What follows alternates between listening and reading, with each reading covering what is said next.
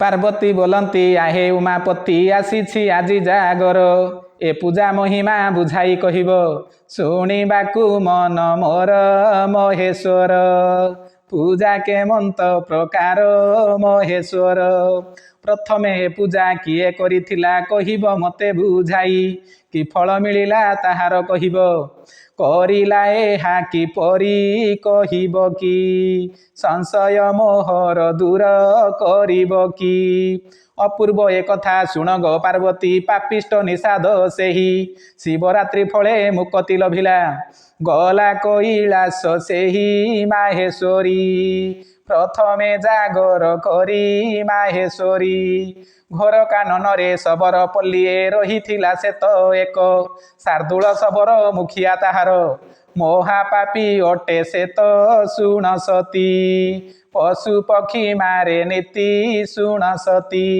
ଏକ ଦିନେ ସେହୁ ଶାର୍ଦୂଳ ଶବର ପଶୁ ପକ୍ଷୀ ମାରିବାକୁ ଘର କାନନରେ ବୁଲୁଥିଲା ସେହି। ସନ୍ଧ୍ୟା ହୋଇଲା ଆଗତ ଶୁଣ ସହି।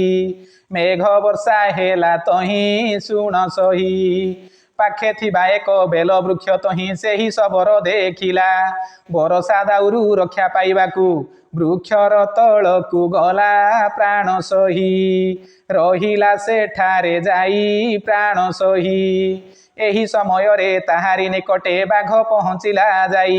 ଖାଇବା ପାଇଁକି ଶବର ଆଡ଼କୁ ଆସୁଥିଲା ସେହି ଧାଇଁ ବଞ୍ଚିବାକୁ। ଶବର ଚଢ଼େ ଗଛକୁ ବଞ୍ଚିବାକୁ। ବାଘକୁ ତଡ଼ିବା ପାଇଁ ଗୋ ପାର୍ବତୀ ବେଲପତ୍ର ଫଳ ମାନ ଉପରୁ ଛିଣ୍ଡାଇ ପକାଇଲା ସେହି। ବାଘ ଉପରକୁ ଜାଣ ଅଜାଣରେ ପଡ଼ିଲା ଶିବଲିଙ୍ଗରେ ଅଜାଣରେ। ନଡରିଣ ବାଘ ବୃକ୍ଷର ତଳରେ ଜଗି ବସିଥିଲା ତହିଁ। ଘୋର ଗର୍ଜନ ରଡ଼ି କରୁଥିଲା ତାହାକୁ ଖାଇବା ପାଇଁ ରାତି ସାରା। ନଗଲା ସେଠାରୁ ପରା ରାତି ସାରା। ବେଲପତ୍ର ଫଳ ପକାଇ ପକାଇ କହେ ପ୍ରଭୁ ରକ୍ଷା କର। ଏ ଘୋର କାନନେ ସହାୟ ହୋଇବ ଏତିକି କାମନା ମୋର ମହେଶ୍ୱର। ମୋତେ ତୁମେ ରକ୍ଷା କର ମହେଶ୍ୱର। ଅନେକ କାଳରୁ ସେ ଗଛ ମୂଳରେ ଶିବଲିଙ୍ଗ ରହିଥିଲା। ଶବର ହାତରୁ ବେଲପତ୍ର ମାନ ତା ଉପରେ ପଡୁଥିଲା ଶୁଣ ସହି। ସେଦିନ ଥିଲାଟି ଶିବରାତ୍ରି ହୋଇ। ଉଜାଗରେ ସେହୁ ରହିଲା ଶବର ଗଛ ଉପରରେ ସେହି। ପ୍ରଭାତ ସମୟ ହୋଇବାରୁ ବାଘ ଗଲା ସେ ସ୍ଥାନୁ ପଳାଇ ଶୁଣ ସହି।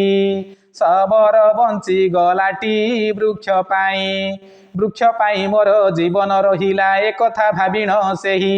ହାତ ଯୋଡ଼ି କରି ତା ଚାରି ପାଖରେ 3 ଘଣ୍ଟା ବୁଲେ ସେହି ନମସ୍କାର। କରିଲା ବୃକ୍ଷ ମୂଳର ନମସ୍କାର।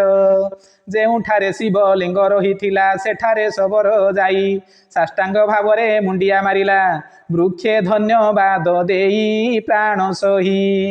ଅଜାଣତେ ପୂଜା ମୋର କଲା ସେହି। ଏହିପରି ପୁଣ ଶିବରାତ୍ର ପୂଜା କରିଲା ଶବର ସେହି। କି ଫଳ ପାଇଲା କହିବି ପାର୍ବତୀ ଦ୍ୱିତୀୟ ଭାଗରେ ଯାଇ ଶୁଣ ସହି।